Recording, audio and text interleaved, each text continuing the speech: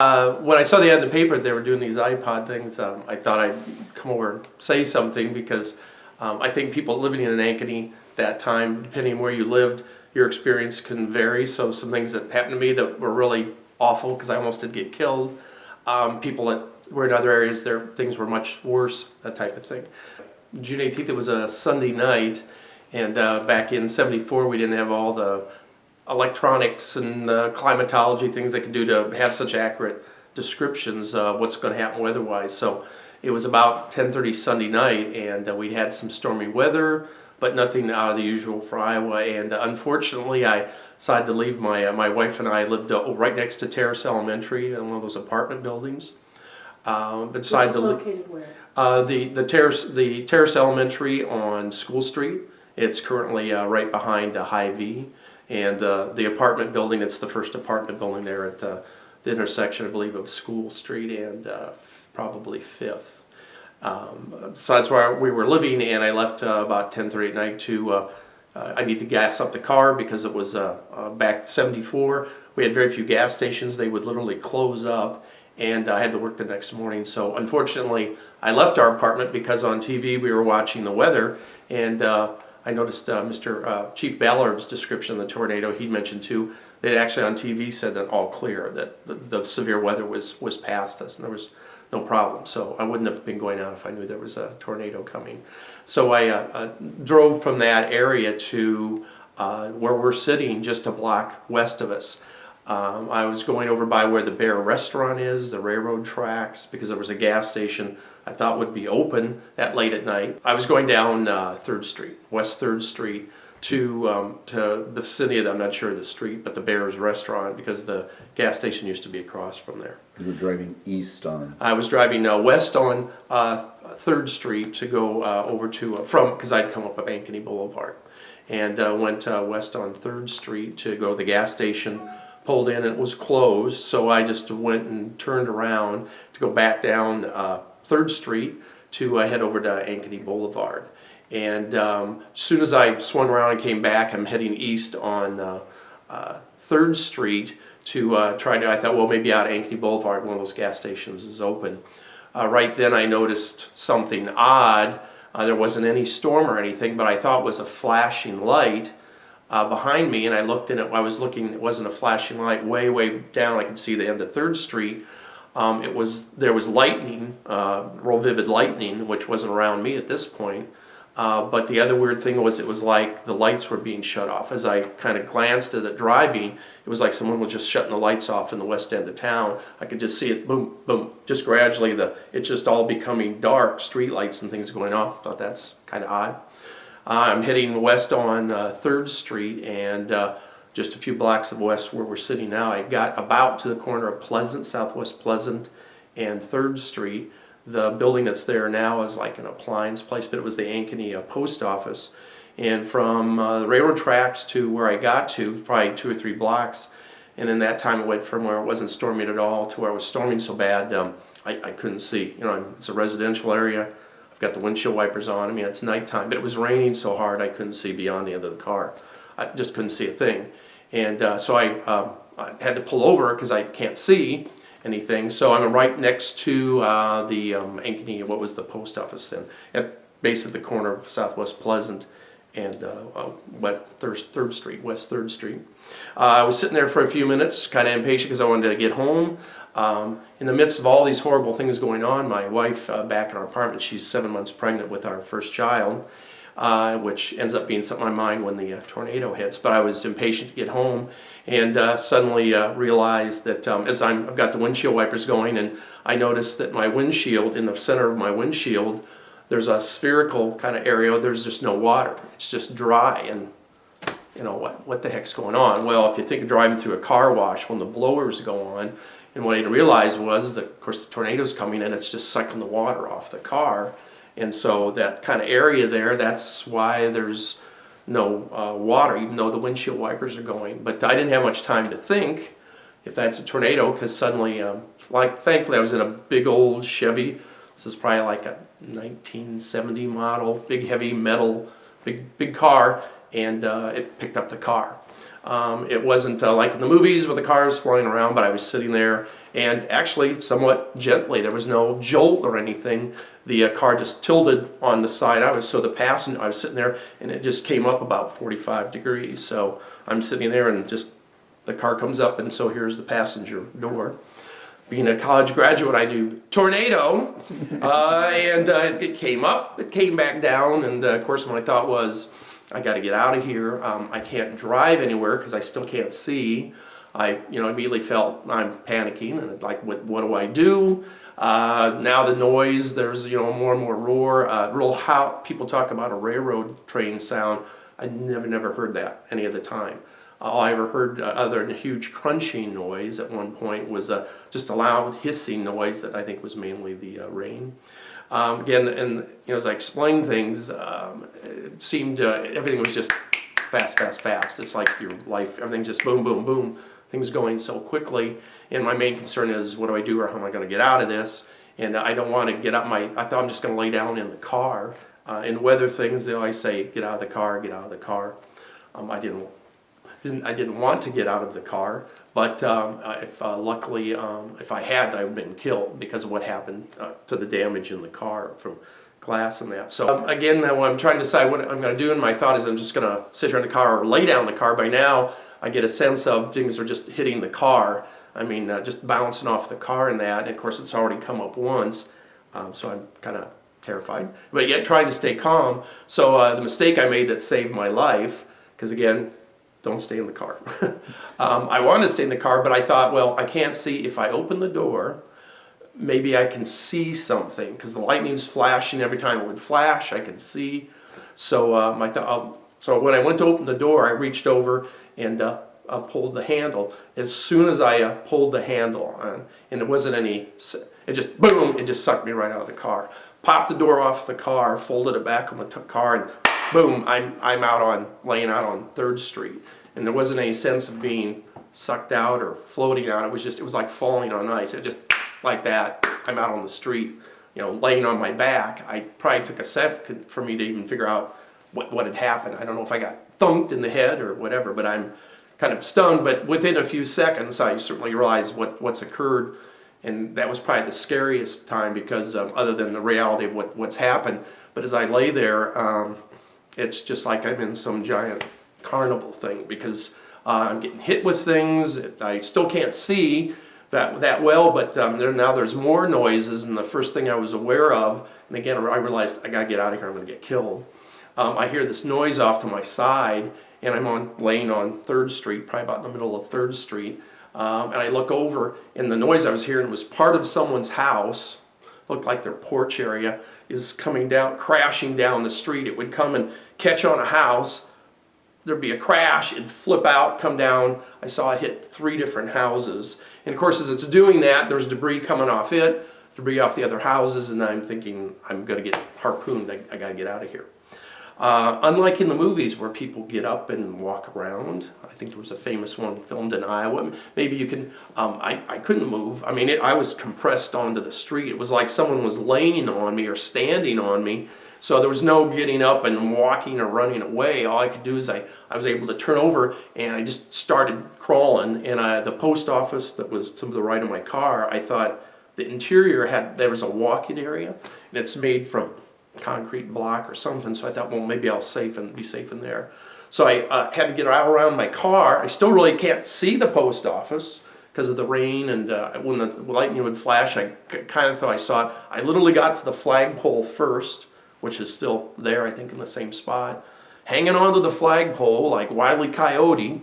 And again, all through this, it's that weird thing of I'm just terrified because I think I'm going to die. And my wife's a few blocks away, 7 months pregnant with our first child. What's happening to our apartment? Is she safe? But I'm just getting hit with so much. I was concerned I was going to get blinded or what's going on. I held on to the flagpole for, I don't know, it seemed like a moment, was probably quicker than that. And then figured if I went this direction, so I crawled over and found the wall to the post office. Probably when I got 3 or 4 feet of it, I could see it. because again, all the stuff flying around, the water, just laid down next to it. 74, they still say get low and all that. So I laid down next to the wall on the sidewalk and safe for about a minute. Because my guess is, again, because where we're sitting, this is right the path of the tornado where it went through, and it clearly shifted its direction. So suddenly, instead of me, because the wall totally protected, when I was laying next to the wall, no wind, I'm out of it, at least getting hit with stuff. But then there was a shift in the wind or whatever, and now the wind's starting to hit me again, and it's hitting me, and everything's piling up on me. Pieces of what they call roofing tile. I mean, there just starts to be a pile just piling up on me, hitting me, and it's laying there. And again, mainly I'm just getting hit with all this debris. Until I got behind, I ultimately crawled behind. I just crawled back down the wall to get behind the post office, so I'd be out of the wind again. But throughout that, between getting hit with things that certainly felt like wood or whatever, it felt like I was always getting stung. I mean, it felt like a bee sting. I couldn't see anything, but it'd be like 10, 12 things all at once. The next day, when I came back to find what was left in my car, what was happening, and see, this would have been happening to people all over this area. The roofing rock, many buildings back then would have these kind of pebble things that made up the roofing. Well, that was just flying through the air like buckshot. And over by where I had crawled, where my car was, the little parking things you roll up against to, they're like snow drifts of that gravel. I mean, it looks like a small snow drift of just that piled up. So I'm sure throughout that, this whole sensation of what am I getting stung with, it was just the pebbles, bouncing off of me. So that's why I was concerned I'm going to get tore up, blinded, harpooned, or whatever. Eventually got behind the post office building. Before I got behind it, as I'm crawling along, right next to me, I can see, even though it's 1974, there's a big garbage dumpster, big metal garbage dumpster. I thought, great, seems silly now, but I'm freaking out. I'm thinking I'm going to die because of what's happening, what I'm seeing. So I tried to get in the dumpster. It was very hard to flip it up because of the wind, but when I was able to open it up enough, it was full of stuff, so there was no physical way to get in it. Again, I always wonder that when this happened, the luck of people that they went one way instead of another. But if I'd gotten into it the next day when I came back to try to get what was left of my car, the dumpster was 2 blocks east down by Ankeny Boulevard, and it's just crushed up like a pop can, just like somebody took a can and just crunched it up. So of course the thing is, so if I'd gotten in it, I don't know if that, what would have happened. I imagine I wouldn't have physically come out well with that being the case. So I couldn't get in it, so I continued. I just crawled instead off to my right, got behind the post office, and hung on. There was a metal railing. Once I was behind the post office, so I'm on the south end of the post office, kind of in the southeast corner. Once again, I'm out of the wind. There's a railing I can hang on to, but I'm out of the wind. That was another time I felt safer, and then I felt scared again because when I talk about the noise, I never heard any tornado or a semi or a railroad train roaring noise. But as I was there, and unfortunately in some ways I wish I could have seen less, because when I was back there and I was a little cleared and I think the rain died down, I could see more, and that was just more scary because I'm still seeing things just flying around, getting thrown around. At trees the diameter of like this, which this area used to be filled with, I mean literally flying by horizontal. I mean, here's a tree that would tower over a house and it just goes by on the horizontal, and I'm thinking, okay, if that comes through here, I'm dead. But at that point, I literally thought of breaking into the post office. Not something, I'm terrified, and yet part of my brain saying you really shouldn't break into a post office. But anything I can do to get inside to get out of the weather. At that point, I heard some music. All this craziness going on me, things flying around, noise, but I could hear music, and I thought, it's my car. My car's still there. So I'm behind the wall of the post office, and it's like this. And so I thought, well, maybe it's my car, because when I got sucked out of the car, the radio was on. I was, listening to try to hear news about storms or whatever. And so the corner of the house, or the corner of the post office is there. So because things are still flying around, so I real quick looked around the corner, And my car was sitting there, door kind of popped off, windshield wipers going, lights, and I was hearing the radio. The radio was on, I don't know why. Music would have been playing, but whatever station, there was music playing. And about the time I thought, great, my car's still there, although I can tell it looks like someone's taken a machine gun to it because glass is blown in and there's just things sticking out of it. But about the time I thought my car is okay, wham, something hit me in the head. Again, that really hurt, but ultimately it was a good thing because what hit me in the head was when you walk into some people's houses, they'll have a big welcome mat. This welcome mat, it hit me in the head, wrapped right on my head, knocked me right down to the ground. And again, I'm initially thinking what hit me, but then it's just a big welcome mat. So I held on, wrapped my head in that, and I'm standing back there because again, now when I've got that, everything I'm getting hit with, I'm not getting hit in the head anymore. And it's like, I don't want to get, but again, if things were just bam, bam, bam like that. And it's that sick thing of, you got to be thinking of what can I do, and then I'm terrified I'm going to die, but you're trying to make rational decisions when your mind's going a million miles an hour. So there I am, drenched. Another thing in talking to people about when this happened, another thing I guess I tend to remember, and other people probably would experience that, even if they're in a house, but probably when the storm hit, it was in the 80s, it's a real hot, muggy night, and when the storm went through, because of the storm and the rain, I'm drenched. It probably was got into, I don't know, the 60s, so I'm just freezing. I mean, my adrenaline's going, but I'm just freezing because I'm drenched, and the temperature dropped something like 25 degrees in 5-6 minutes, something like that. So I'm there with the thing wrapped around my head, and again, I always wondered the time sequence. Unfortunately for Ankeny and people you might interview their experiences, this happened very slowly. So the tornado did come through in a minute or two, but again, the area we're in here, in kind of the corner of School Street, West 3rd, I mean, easily it took 10 minutes or so for the tornado to go from the north part of town and munch its way through down to the southeast side of town. So there was this whole sense of this is just taking forever. Why isn't it over? So as I hang out behind the post office, trying to decide what to do, I'm not going to go anywhere. I had a sense of the storm was leaving. Right before it left, I said the noises. I heard this gigantic crunchy noise that went on for about a minute. It sounded like somebody was taking a group of pencils up to a microphone and just gradually busting them, but it just got louder and louder. That kind of was particularly scary because I thought, well, that's the actual tornado and here it comes. And the only thing it could have been where we're sitting here, we're right next to where the Nevlin building, and it used to be the Nevlin Parkview building, or Nevlin Junior High. But again, with all this is happening to me, I'm probably 40, 50 yards away west of where we're sitting right now. And what I was hearing was the tornado, when it came through here, it took off the top of what was Nevlin Junior High, then it just tore off the top of the 3rd floor and the roofing. And that's why I would kind of assume was the noise I heard that why it would sound like that or last that long, because it just peeled off the top. So I was lucky in the sense that I wasn't closer. Once that was over, a few minutes later, the storm seems to be getting better. It's less furious. To me, it seems like it's just a bad thunderstorm now. And so I still this sense of desperation. I still got to get out of here. And when I saw a light just across that, I can see now. I can see probably half a block or so, and I see this light going. It's in a house, and my first thought is, my God, somebody else is here. There's somebody over there. I can get over there and get their phone. Because I'm thinking all through this. Where's my wife?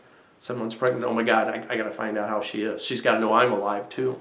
So even though I felt like I shouldn't do it, I just took off, sprinted from behind the post office to that house that's still there. So I'm again just off Southwest Pleasant and West 3rd Street. I'm sure I probably did the 40-yard dash in about 2 seconds because the adrenaline and the when I was moving. Get up onto their porch, house where the light is. As soon as I get to the porch is all kind of like this. There's like a storm door, which is partially torn off, kind of all a kilter. The main door is fine. They have a huge picture window. I can see the picture window's gone. I can see into their living room. Again, it looks like it's been hit in the war. Just everything's things all shattered. Their couch is up a little, because it's harpooned with a tree limb. So the couch is a kilter, and there's a tree limb through it into their wall. Funny the things you notice when you're terrified. I start banging on the door because I can see a light. In a minute or so, the door finally opens, and the little lady said, like, and again, as soon as I see her, I imagine, we're all kind of freaked out, and she says, yes, and I thought I calmly said, yes, can I come into your house? I got caught in a storm out here. I need to get inside. I need to call my wife. My name's, give her my name. Can I come in? And she says, I can't understand you. You're talking way too fast. So I said, okay, my name's Mark Milner. I live just a few blocks over here. I got to see how my wife is. Can I come in and use your phone? And again, keeping in mind what her living room looked like. I swear to God, of course, you say crazy things when you're under stress. She said to me, okay, you can come in, but we just got new carpet. You need to take your shoes off. And again, your minds, I'm thinking death, destruction. I think at this point I'm going to be okay. The storm's clearly died down, but again, your mind just kind of, okay, sure, you bet I'll take my shoes off. Got my shoes off, walk into her house. There's water coming up to my ankles. Her living in, because of all the rain coming, it's just soaked. But again, we all say and do crazy things when you're, under that kind of stress.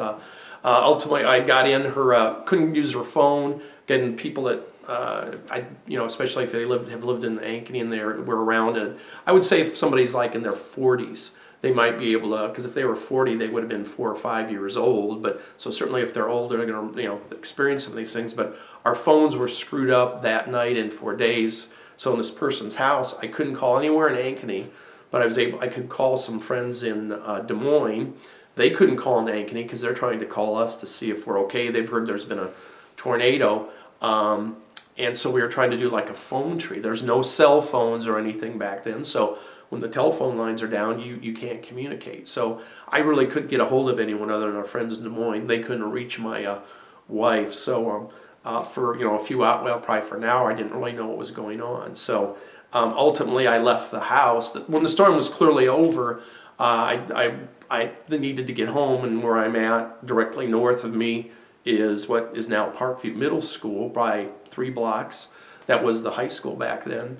And we're, of course, slightly north of that, behind what would be High V now, next to Terrace Elementary. So I thought I just need to walk it. But in the time I got in the house to when I left, already police were out, and you could hear things them saying, stay in your homes, stay in your homes. There's gas leaks, there's live power lines anywhere, it's too dangerous, don't get out. But I had to get home to see what had happened to my wife. The only reason I probably left the house and headed where I did is I looked out, and coming down 3rd Street, West 3rd Street, from where the railroad tracks and where the post offices used to be, was a group of people, a man holding a big hurricane lamp. And then I realized I didn't recognize him, but he was with his kids, 2 kids I recognized because I was teaching at Ankeny High School then, and a group of other kids, and they were just out checking everything out. So they were headed in the direction I was going, so I thought I'm going to join them, and if there's power lines down in that, we're going to find out quick, but at least he's got a light to see. We left the corner of Southwest Pleasant and 3rd Street and headed straight north on Southwest Pleasant. And the other bizarre thing, all these weird things that people experienced back then, and some of the photos they have, it was like we had to climb our way out. It was like we were in a jungle, because all the various big trees around here, the majority have been snapped off and uprooted, and they've been all piled on each other. So it was like a gigantic jungle gym of huge trees, because we had to kind of climb up and through the tree limbs to get through it, and then down the other side to get out. We could have gone back west, but that wasn't going to gain anything. Going straight north or east, we had to climb all through that. And there again was a concern, because you can hear power lines zzz, zzz, and you can't necessarily see them unless they're really close to you. So we got through that, followed that group of that gentleman and his kids, the high school kids, up to the high school. Talk about, you said that one guy had a hurricane lamp. Talk about the vision. Because it was what, 10:45 by this time? But easily, Yeah, so I mean, it was, what were those conditions like? I mean, how did you make it? How could you walk if power was out and it was that dark and? Yeah, how dark was it? Like, could you like not see just because the dark or because of the debris? Both things. With this person having the hurricane lamp on the one, that was really the only way. You needed a big light source to be able to make your way, because unless you had a flashlight or something, with no power. I mentioned this person's house had a light, but they had some kind of little battery light. So if you didn't have a good light source, a good flashlight, or this hurricane, in a way at the time it was good because you couldn't see all the destruction around you. I mean, I had a sense of right around us how bad it was, but you just couldn't, with a hurricane light you could only see so far, but then you would see, bizarre things or the damage. With this hurricane light, we're walking along, and it's very spooky because you can hear police and that, but there's not much noise because power's totally off and people are not out yelling or anything like that. But the weird thing of you really can't see much past the hurricane lamp and going down the street on Pleasant to the north, seeing homes severely damaged and looking over, and here's a house with its roof partially torn off or a wall blown out, and then there's plants sitting on the porch, unmoved, untouched. So it's just weird things of, how can that be? But the hurricane light, everything was very distorted. You couldn't see very far, which to me felt, quite frankly, fine, because it was more what I could see. I didn't want to see it. But on Pleasant Street, once we climbed through all that debris, the huge gigantic trees and that, it was reasonably clear. I mean, we had to maybe go around some cars. There are a few trees that were down, but it was one single tree, so it was easy to just either step over it or go around it. So from West 3rd Street on up to where Parkview Middle School sits now on East Pleasant, there wasn't a gigantic amount of debris that it wasn't easy to go around. But without a good light source, you couldn't see it till you're right up on. So how dark? I mean, from where we're 3 or 4 feet apart. I mean, if you didn't have the light, some kind of light, you can't see anything until you're right there on it. You could, some of the power lines you could see, because whenever they hit and zap, there'd be a big glowing explosion. So when you left the woman's house to try to make your way back to the apartments by Terrace Elementary, was your car still running? The windshield wiper still going? Did you stop by and check that out? When I saw the people with the light, they were almost up to my car, and I made a decision. I'm going to just follow them. I told people, thanks, but I'm going to try for it here. So exactly, I just went over to them to say hi or where were you going, but I went over, turned my car off, I couldn't really shut the door much because it was all screwed up, but I could kind of shut it, and I really had no sense then again because of the light, because I went over to my car with the lights on, the headlights were on, but I had no sense of the damage of the car other than the door until the next day, because they were already past me with the light. But that's why I say don't stay in the car, because when I did go to shut it off, I was able to do the car dome light, and if I'd stayed in the car, a couple of my windows were blown in, and back then cars had metal dashes, and some of the glass was embedded, harpooned into the metal dash. If it's going to go through the metal, it's going to go into me. I had planned to lay on the floorboard of the car, and it kind of looked like a porcupine, because some of it was glass, but there was just stuff. It's just all harpooned into it. I don't know all what. Next day we pulled stuff out. Most of it was glass, but if I'm laying there, if it's going through the structure of the car, then it's going to go into me. So again, I ended up lucking out that I didn't stay in the car. So you get to Parkview Elementary, about a block away from the apartments. When we were just south of what was Parkview was the high school then. That's right. I hear a couple of kids go, "Oh my God, the high school's gone," which didn't, in one hand, shock me. I just finished my first year teaching there, but because of the debris or destruction we're seeing, but it still was like, it's like, oh my God, my high school's gone, and also, oh my God, my wife's in an apartment 1 block from there. But they were wrong as we got closer. The Parkview had some severe damage, but mainly as Parkview sits there, would have been the northeast corner of it. But back then, Parkview, things were structurally different around it. There was a parking lot in front of Parkview, but there was a big park. There was no city hall, and the park had a big recreation building that people used regularly. one you could go in and you could close the doors on. You could hold dinners. People had wedding receptions, and it was essentially gone. The storm had essentially blown it up, and the flooring's there, and there's some pieces of wall, and most of the rest of the structure of it is all pushed up against the front of Parkview, or harpooned into. Somebody I used to teach with, they found part of the rec building in their classroom. A few days later, they went in to look for something, and part of the rec building's, completely inside Parkview.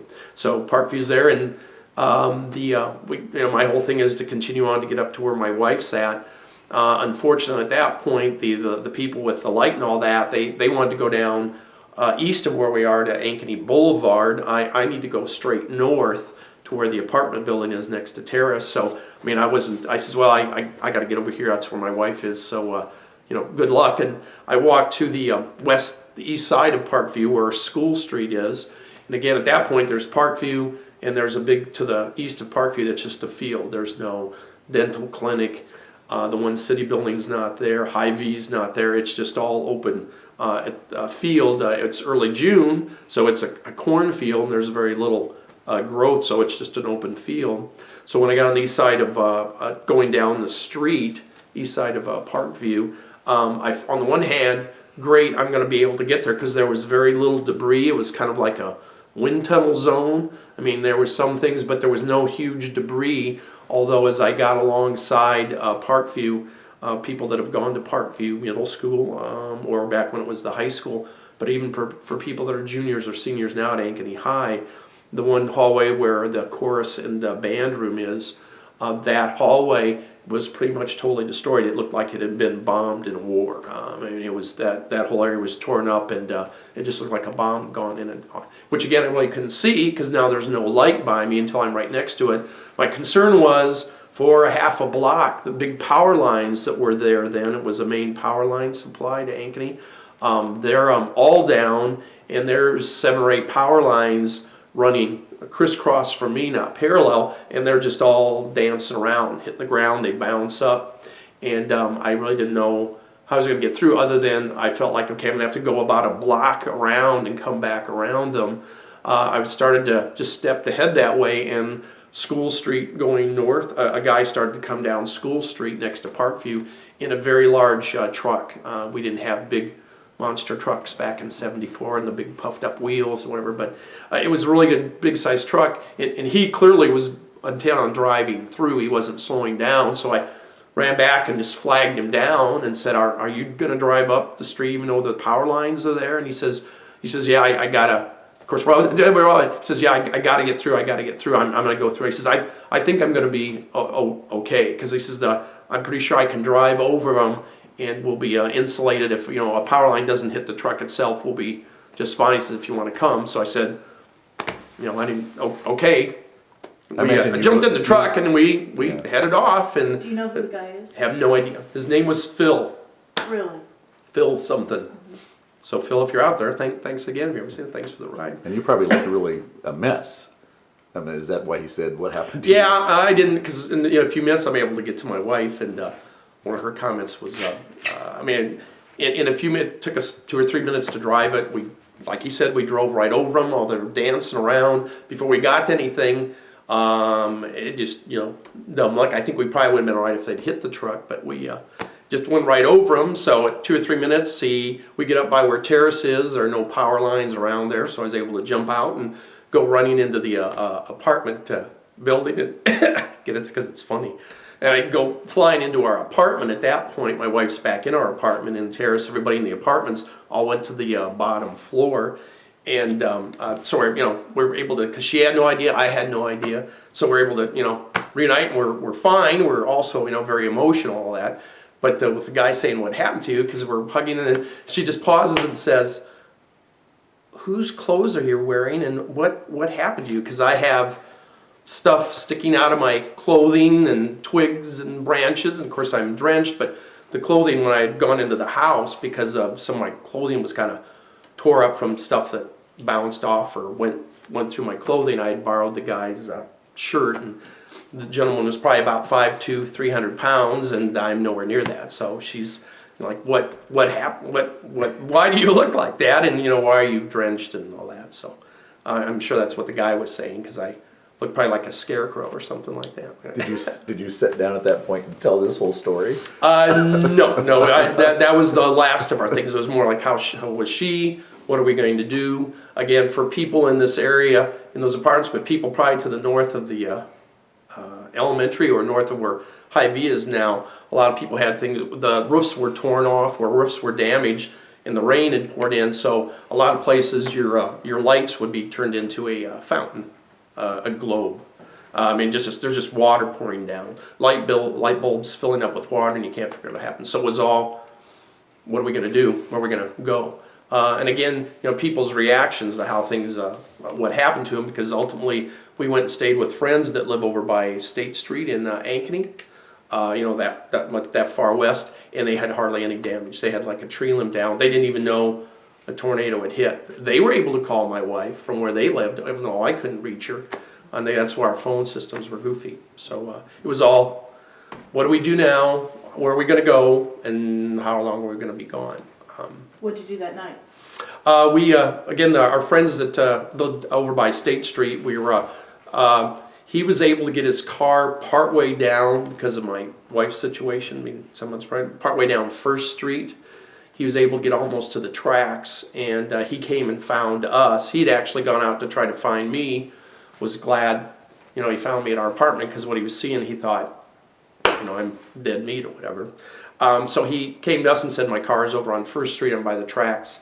Just, he'd come to the west of Parkview, and Sarah, where he had gone through, he had a flashlight. He said he saw no power line. So we just walked over to his car and got in his car and went back to him, stay at their place. So that night we stayed at their place. And again, to their credit, by probably, 3 a.m., 4 a.m., I mean, this town was some of the photos you might end up seeing, crawling with National Guard, trucks and that already hauling debris, but they were going out talking about stay in your homes, save water, the water system. I don't know why the problem was the water, but they said conserve water. So it was hard to sleep because now all the noise outside. We just stayed there that night, and that's, my wife always commented that I was kind of in my sleep jumping around and a lot, but she said it was odd that, again, I guess I'm lucky I didn't need any stitches. I was kind of cut here and there and bruised up, but she said it felt like, to me it felt like I had a fever, like I was running a fever. My skin would just, feel like fever. I didn't have one as far as I know, but so we just spent the night. Actually, we spent the next 2 nights there because our area was so damaged we couldn't go back for a couple of days. Which again, in terms of these stories of people's tornadoes, by the next day, the following morning, if you didn't live in Ankeny and couldn't show an ID, it's hard to imagine, because essentially we kind of came under martial law. And I know a number of people whose parents, relatives, friends tried to come out because they wanted to see if they're okay. And unless you snuck your way in somehow, the National Guard wouldn't let you in. You had to be able to show an ID that you lived there. I had a friend, his father came and he could clearly show he was related to somebody. They wouldn't let him in. So we had that experience for a few days, and I think 3 or 4 days after the tornado hit, they still wouldn't let people into Ankeny unless you could show you worked there, you lived there. But then we had to have a little sticker on our car windshield. They actually used some kind of bicycle sticker that the police department had, I think, and a certain sticker meant you could go into that neighborhood. So if someone lived in the west side of Ankeny and they wanted to drive over to where we lived by Terrace, if they didn't have that sticker, there'd be corner of Pleasant and School Street and First Street, there's a couple of National Guards, and they all have guns. We always felt, that no one had ammo in their guns, but they've got guns, and they're not going to let you drive down the street unless you got a sticker that shows you belong there. And that seems like that by the end of the first week, that was over. So, in terms of how things ended and the cleanup, that's just another bizarre thing for all this. So what happened to your apartment? What was your... We were able to, the friends we'd stayed with, their parents lived out in West Des Moines and had room for us because what we were able to do was in the apartment building, they pretty much wanted people to leave for, if possible, a week. Initially, the first day or two, they didn't know how long, but they were able to get it to where it was habitable again for a week. In 1 week's time, we were able to go back to the apartment, but there are no air conditioning or anything like that. So, Did you lose a lot of your personal belongings? Other than the water damage, that was it. We were very, very lucky. The apartment building we're in, we were in the second floor, what would have been the top floor. It's kind of the second or third floor. In the southwest corner, the people that live there, luckily they were gone, because it's, at night, if they had been in their bedroom, that building, I tried to find a picture for you folks, it somehow pulled up the roof and started to suck things out of their bedroom between the wall and the roof area that got pulled out. So I always wonder, so we had some photos, because again, all kinds of debris from their bedroom had been pulled out, was spilled out onto the ground, but when the roof came down, it caught like a clock radio, some of their bedding. Here's like a dress or a pair of jeans hanging out between the wall and the roof. So again, depending where you were, people just that living in homes just to the north of us, so they'd be just north of the High V, or north of Northeast Fifth. Some people probably lost most of their belongings, because it would tear out walls to the home or tear out the roof, and debris was just scattered everywhere. So other than water damage, we didn't really lose a thing. Did you see when you were before the actual tornado? Did you see anybody else driving, or was it just you? Or it was just me. Again, as things started to happen, part of my mind's thinking, "You idiot! What were you doing out?" But again, 5 minutes before I had headed out, on one of the main TV stations, they're saying bad weather's passed. There's some thunderstorms in the area, so there was no reason not to be out and about if you really had to do something. But when I left Ankeny, where we live by Terrace, when I got to, because I'd gone up Ankeny Boulevard before I came down what would be West 3rd Street. Once I left Ankeny Boulevard, I didn't see anybody. There was no one out and about. But again, it's 10:30 on a Sunday night. Ankeny's much smaller then. There's not, it's dramatically smaller city, dramatically smaller population. So it wouldn't be unusual that time of night not to really see anybody out and about. like the next day, did you notice any other physical conditions? Like, did you have to go to a chiropractor maybe for all the everything? Yeah, exactly. Yeah. The next day was my first concern was because I physically felt okay, other than I felt like I'd been beat up or whatever, and just everything hurt, and I didn't have any cuts where I thought like I need stitches or anything. So I don't think I probably went to the doctor for 3 or 4 days just because I had a few cuts. My wife said you need to get that looked at, but my concern was more getting back to, can I salvage my car and that type of thing. But related to the doctor, I felt like, I'm not sure if I could have got into the doctor probably for a couple of days, because much smaller city, fewer number of medical facilities or medical personnel. I wonder if we would have had a fourth the number of doctors we do now. So I heard some people saying that they were trying to get in, and it was the people I talked to kind of said sort of a triage situation.